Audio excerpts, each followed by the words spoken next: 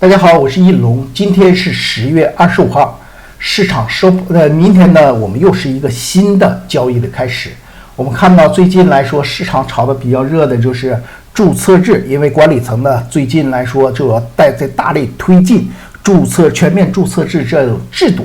那么很多人认为这个，并且说在这个一些媒体当中的大 V 呢也认为注册制来说对券商是一个巨大的一个利好，所以我们看让大家什么去买券商去，但是真的是利好吗？是不是有巨大的一个风险呢？我们在周四的时候我做了一个视频，告诉大家注册制对中小券商是一个巨大的一个风险，但是当时呢我没有给大家去找数据，我们今天呢用数据来帮助大家确定为什么这个注册制对中小券商是一个巨大的一个风险。再一个，我们看到周五的时候，市场当中是一个放量下跌的，很多人认为现在是个牛市的过程当中，所以在牛市当中，我们应该采取策略是回调时我们去买。那么现阶段来说，适不适合进场进行承接呢？我们今天跟大家分享这两个问题。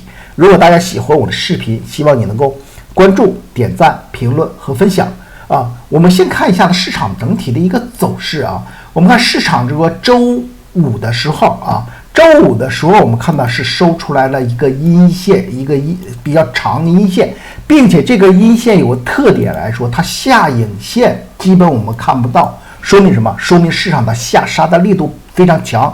周四的时候，这种下杀的时候，我做视频就跟大家说了，我说这种反弹来说的话是不好的一个结构，它不如什么？不如在这个下跌之后的话，如果能够稳住，这是最好的，而不反弹。但是周四没有这样说明什么？说明市场当中浮筹非常多。这种浮筹非常多的话，结果我们会看到什么？这个市场并不是见底了，而是什么？还是在一个下跌的一个过程当中。如果我们把它级别的图表放小一点，你能看得更清晰一些在前面呢，就跟大家说了，现在是一个箱体当中的一个震荡，这是上轨，这是下轨，这是一个中轨的一个位置。我们看市场在前期的时候，下轨的附近得到了支撑，市场来说突破了中轨，想要去测试这个上轨，但是我们看受压于前期的套牢区域3368点之上的这个位置都是什么套牢区域，所以市场并没有能力。以现在的成交量没有能力去突破这个位置，结果我们看到市场的话，二次这个结构完成之后的话是连续的一个下跌过程并且在这个创业板上，我特意提醒大家要看什么？看一个创业板。创业板我们看到什么？下杀的力度非常强，我在前面的时候我们就跟大家说了，说这个低点是非常重要的。那么礼拜四直接就跌破了，礼拜五我们看到又是一个下杀这种结构来说的话，那么就完全是什么？就是一个这个结构就是形成了一个完整的一个下跌的一个趋势的过程。那么这样告诉我们市场来说，现在没有跌完，我没有看到市场当中有企稳的这种结构企稳的这样的结构。那就大家可能会说，我说结构是什么样的？你在做交易的时候，你使用什么这些东西？这是什么？这是辅助手段。你首先要什么？你要把市场当中的整体的运行的结构，你要什么？你要分析清楚，你要把它化为知道它当前处于什么样的一个结构，是上升的，是下降的，还是一个震荡的那我们现在看到是一个什么？从短期上我们看到是一个向下的这样的一个走势的一个过程当中，我没有看到它企稳的现象至于出现什么样是企稳的现象，因为我做视频的时候，我就是每天晚上给大家去做一个分享，平常呢盘中当中我也不太关注，也还有些其他事情，所以不能及时给大家去提出一些建议那你要什么？你要有能力什么？去对这个短线的结构进行一个判断。那如果你要说没有建立这样的一个结构，建议你什么？你去看我的专栏，主力运行的运行的结构，这样的话你就知道市场当中应该怎么做。但是我们看到现在我们没有看到这样的一个结构，那这个结果就是告诉我们现在不是入场的时机你要知道现在的情况是什么？是天上掉刀子的时候。即使现在来说我们说认为它是一个底部了，但是这种向下掉刀的时候，刀子是有重量的，重量是什么？是有势能的，那么它会颤动，在颤动的过程当中，你去抢筹去，你就什么，你就会受伤。那我们做的方式是什么？是等着市场当中把这些能量释放之后的话，我们去哈哈腰就可以了。我们不去抢，我们去哈哈腰减一下子就可以了。这样的话，你才能保证什么？保证在市场当中相对来说赚钱赚的比较容易，而不是韭菜啊。这是给大家一个建议啊。那么回到来说，最近来说，注册制我们知道管理层在加速的一个推出，要实行来说的话，是一个全面的一个注册制这样的一个方式啊。那么这种的结果会对股票市场是有什么样的影响呢？因为现在这种市场大跌，大家会想，大家会考虑，就是说我们看最近几天这种市场当中调整，有很多时候是什么？是资金因为股票市场没有机会，大家开始什么？开始去做转债去了啊。转债去了。另一个来说的话，就是像这个要上两个超级大盘股啊，有大盘股的上市，对市场当中这个抽血比较严重等等这些因素啊，所以我们看到了市场当中这种调整啊。那么真的是这样吗？你要明白为什么资金去做转债而不去做股票啊？那么这种大盘股的上市来说，对市场当中会有什么样的影响等等，你要知道它后面的因素。那么现在来说，我们看到就是说。表面现象我们看到的是这个大盘股的上市，以及这个转债当中的一个火热，但是它关键的一个因素是什么？是注册制的推出啊，各位朋友，是注册制的推出。因为注册制的推出，这些聪明的资金知道什么？股票市场来说的话，现阶段估值高。所以什么没有什么太大的机会，还想要在市场当中获取更大的利润，同时来说调动各个韭菜当中的一个情绪，怎么办？我们现在说另做一个市场，是叫什么转债市场。但是这种方式是什么？这是投机的行为，投机的行为就是说你要选择时机，开始的时候去做可以。但是你要知道，现在金融市场是什么？是中国的国家的一个命脉。谁敢要破坏金融的未来就高层的布局，这是什么？这是不可饶恕的。所以你看到转债来说的话，交易所马上出政策来去什么抑制这种操作。为什么？都是在为这件事情保驾护航。原因在哪儿？我跟大家说过，现在中国要换发动机，原先是靠投资房地产拉动市场的，那未来的需要什么？需要资本市场来拉动经济。所以这个是什么？高层定下来的路线，谁敢破坏这个政策，你就是什么？你就是跟政府过不去，那么政府一定严厉的打击。我们看到转债来说出政策，这个什么？这一定是什么？基本上没有什么太大机会了啊。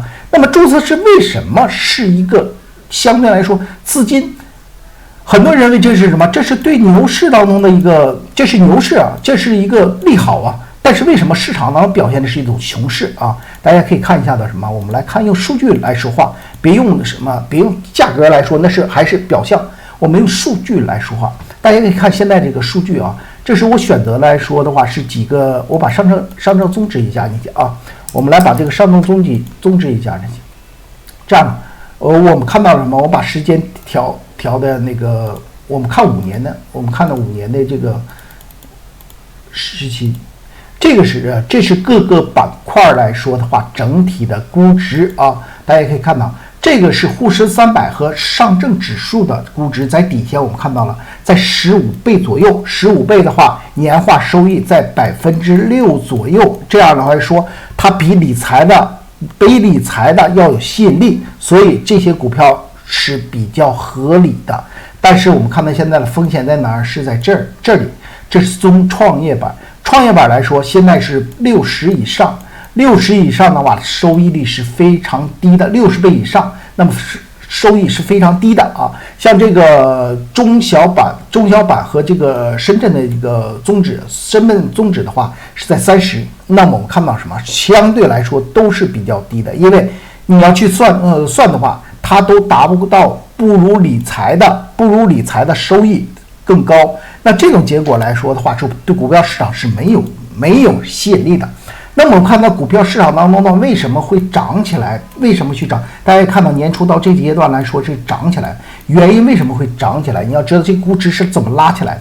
这估值拉起来的话，我们看到是什么？是流动性造成的，流动性造成的啊。那么流动性，我们怎么去看这个流动性？我给大家看过这个指标，这个指标你要什么？你要看这个 D2007 啊，你要去看 D2007，我们看这个。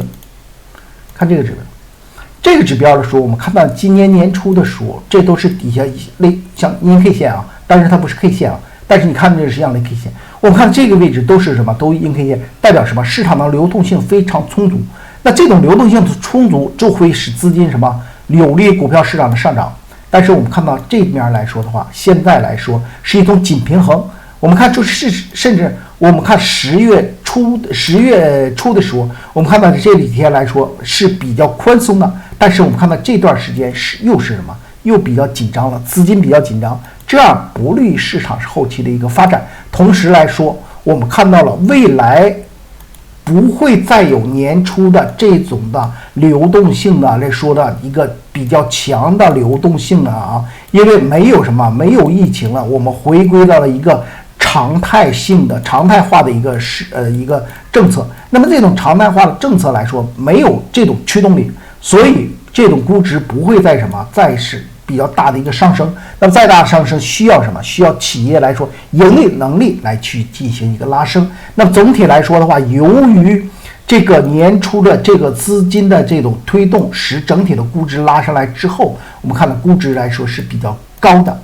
那么注册制上来之后，原先可以啊，股票可以什么比较注册制估值比较高，因为它属于稀缺资源，稀缺资源在货币比较多的情况下，它比较多的话，那么会带动什么股票市场当中上涨。而注册制来说，我们会看到一个现象，它股票不是稀缺资源，未来的稀缺资源是什么？是货币了，是钱了。那么这个钱来说的话，会什么？原来是股票市场属于稀缺资源，所以股票你想买的话，那你可以这么多货币你去买股票，自然推动股票上涨。但是现在来说，股票未来是越来越多了，那么就需要什么？资金变得少了，变成稀缺资源。所以我们看到了未来的话，这些不能够有真正业绩支持的股票，就要什么？估值开始向下了，去向下的一个修正啊。那这种结果会带来什么？带来市场当中的一个调整的一个阶段，那这样的话，市场就会我们看到什么？看到市场涨不上去。大家可以看到这两天的走势，原因是什么？更多的是由于注册制使市场当中大家的预期改变了。那么原先来说，注册制光是说，但是我们看到现在管理层已经开始逐渐实施的过程当中，那这样的话，资金和股票来说的话，这个发生了一个改变。这种改变来说，市场当中选择的是一个向下一个调整状态，这是它的真正的内在的一个原因，驱动力是在这里啊。那么我们来看，就是说现在就是说大家，这是第一个对注册制度有误区，认为这是牛市的一个基础啊。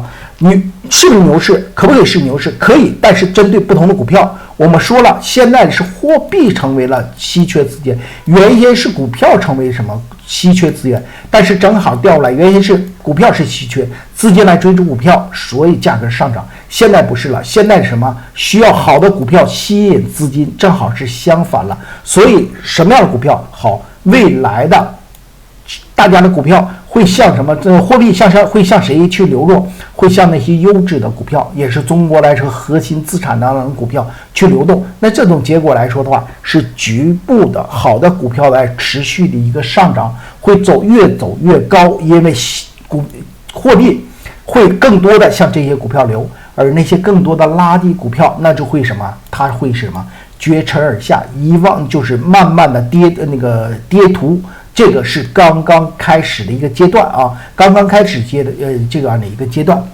很多人呢认为注册制是一个利好，但是你要明白针对什么样的是利好，针对的这个好的股票是一个利好，我们开始真正的回归到价值投资，好的货币会向好的股票去流了啊。那么但是对大多股票来说的话是什么？是一个非常大的一个利空的因素啊。那么另一个来说的话，因为现在说，甚至说一些大 V 啊，我因为我礼拜六的时候也看了一些这个大 V 的评论，很多人认为什么是注册制非常非常利好这个券商的股票的，券商的股票都是这样，注册制是利好券商的，所以应该什么买券商股票啊？我们看到，甭管说以前发表什么样的影响，但是很多的券商、很多的大 V 都是这种认识。那么真的对券商是一个利好吗？我周四的时候就跟大家说了，这个对券商、中小券商是一个巨大的风险，是非常大的一个风险啊！为什么这么说？我们嘴上说没有用，我们用什么？用事实来去证明，用事实来证明，用所谓事实在金融市场当中用什么？你就要什么？让数据来说话，要用数据来说，数据来说话，而不是什么去想我们所说的数据不是什么，不是股票的价格变动，我们要看那些聪明的人。我们来看是怎么样去看呢？大家可以看这个啊，给大家讲这个指标是什么？这个指标是什么？这是股东增减持计划当中的明细表啊，也就是说股东他的对这个增加持有的话，他会公告；如果他减持的话，他也会要进行一个公告。那么这个告诉我们来说，我们这个数据告诉我们什么？告诉我们的聪明的人，就是话，因为股东并且信息来说，聪明的人并且信息最直接的这样的人，对这个券商的板块来说的话，他到底，因为我们知道大股东来说的话，他是最直接什么？直接是知道企业怎么运转的，到底是如何的，对政策的理解也是最深的。那么他们这些聪明的人对市场当中的券商这个板块到底是什么一看法？如果他认为是这个是个利好，未来的话增加企业的盈利能力，那么这些聪明的人会什么？会增持他的股票去啊。反过来认为这个是利空的话，他一定会什么？会去减持他的股票。所以我们看这部分人来说，他对这自己的公司是什么样的一个认知？是增持，说明什么？他看好未来；是减持，他说明什么？说明他不看好未来啊。那么我们来看一下就是具体的数据。我们现在选的，大家看，这是减持的，从今年年初到现在来说，10月份我们看到总共公告了有30起这样的一种减持的计划。我们看涉及到什么？涉及到国海证券、华创、阳安、天风证券有2次，那个东方财富不但在这块我们也看到，在7月份减持的，在10月份又什么也在减持啊。然后什么哈投股份，这个在9月份的一个减持等等，这些都什么？我们看到都是什么？都是在减持。今年呢，从1月份到现在发生了30起减持事件。那么这说明什么？说明市场当中确实是股东是在一个减持，但是我们要知道，如果他看好未来，一定会有股东这个是增持的。既然有减持的，那么如果能够有增持的话，那代表什么？代表这当中是一个正常的运作。但是我们看增持的啊，有没有增持的数据？我们在这儿选一下吧，大家可以看的增持的数据，我们看一下啊，我提取一下数据。我们看增持的结果，我们看到是一个0，大家都在这个减持，而增持来说的话是个0，告诉我们什么？这个数据告诉我们来说，从股东的角度来说的话，并不看好未来券商板块的这个整体的未来。因为现在为什么都减持？因为什么？价格比较高，他认为什么？未来价格可能会低，所以他才去减持。从这些数据当中，我们就能看到市场当中的股东在做一个那个方式就是什么？就是在减持券商。特别来说的话是什么？是这些中小板块的中小的券商，这些都是相对来说是中小的券商。你没有看到这个以中信了、这个海通啊等等这些大券商为主的来说减持，说明什么？我在周四的时候就跟大家说了，这些券是那个注册制来说，对一些大的头部券商来说的话，它是一个什么？是一个中性的信号啊，中性的信号。对这些中小券商的是一个什么？是一个巨大的利空信号。原因在哪儿呢？地方？这是风险。为什么会这样？我们给大家讲了，就周四之说，因为很多的券商来说，像中小券商，它是以经纪业务为主的，是以经纪业务为主的，他抢不到，他拿不到这个更多的这个保荐业务啊，因为他实力不够。所以这样的话，就是说以经纪业务为主。而未来的市场当中，注册制出现之后，大家更多的采取的是投资的方式。那这种投资来说，它就不会做短线交易，不会做短线交易，对券商的经纪业务来说呢，收入会大幅的一个下滑，这种就会影响中小券商的整体的一个收益。所以我们看到是什么？这些聪明的股东在之前就开始跑了啊。而我们现在来说，很多人不了解市场来说的话，还认为券商是未来说是非常有机会的，因为大家都认为是什么？牛市来了的话，应该券商先走。但是我们看看，别看现象，我们要看什么？看疗效。看疗效什么？就是要看他股东呢真正在做什么啊。这样的话，我们在这能够冷静的分析的市场啊。这就是跟大家今天分享的。所以你要说有券商板块的话，你一定要看看你的股票，或者你任何的股票，你都要看一看它是否有业绩的支持。如果有业绩的支持，这样的股票你拿着安心，你该睡觉睡觉，该怎么样都没问题啊。未来的话，有业绩的股票会得到更多的资金的支持。如果你不是这样，特别是中小券商，适当的位置、适当的时机，你要什么？你要进行控制风险了啊。这是给大家的一些建议啊。那么我们来今天的分享呢就到这里，在之后呢我们来跟大家做一个广告啊。因为大家知道最近说要到什么1年1度的双11了，我们看到这个头条来说也搞活动了，是双11这说知识节。那么对这些像对这个我的专栏呢都有非常大的一个优惠的政策啊。大家呢在应该是10月1号开始啊。如果你喜欢我的视频，或者想知道我这个交易的方式的话，你可以特别技术分析，你可以买这3个专栏。你要想了解这个股票的估值的话，买这个专栏啊。那么怎么样去买？大家可以去使用今日头条 APP， 你去查找易龙爱交易这个频道。之后的话，这里有一个专栏，那么通过这个专栏去看看相应的这个内容啊。那么今天的分享就到这里，谢谢大家的观看。